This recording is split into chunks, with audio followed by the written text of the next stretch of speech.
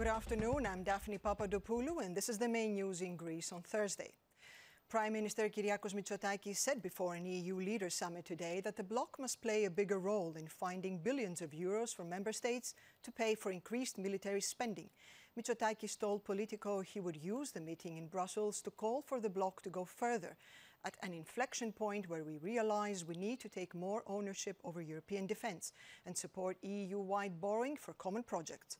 My argument is very simple. If defence is the ultimate European public good, we need European structures and European funding to develop our defence capabilities, he said in the same interview, and went on to reiterate his proposal for a joint European borrowing facility that will focus on supporting European defence projects.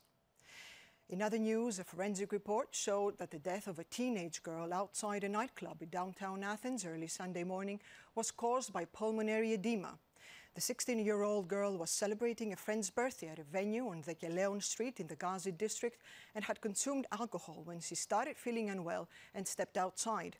Soon after, she collapsed on the street and never recovered. An ambulance was called and paramedics performed CPR as she was rushed to Evangelismos Hospital, where she was pronounced dead. Authorities are now waiting for the toxicology report for a full picture on the causes of the minor's death. Meanwhile, a spat has emerged between the Health Ministry and the police over how her death was reported.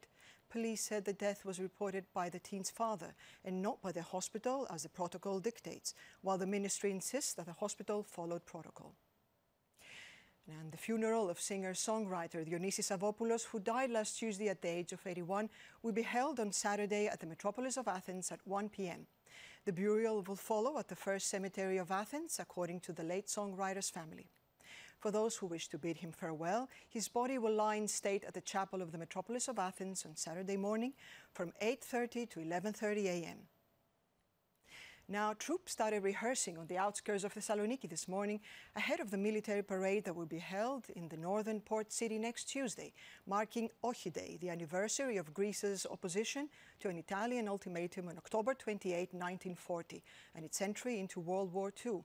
The military parade will also include a new display of drone technology from the Hellenic Defence Industries Innovation Unit.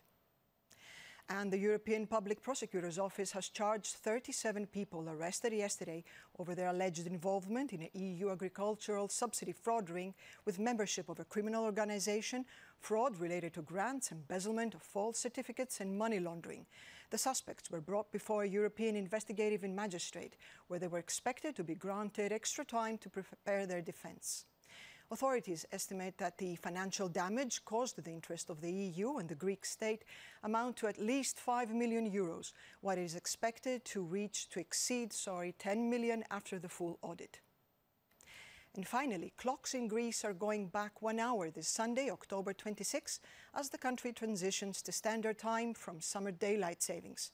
This means that at 4 a.m. on Sunday morning, clocks must be set back 1 hour to read 3 a.m. in the morning. And that's all for today. Tune in again tomorrow for Greece's first English language news bulletin, and have a good afternoon.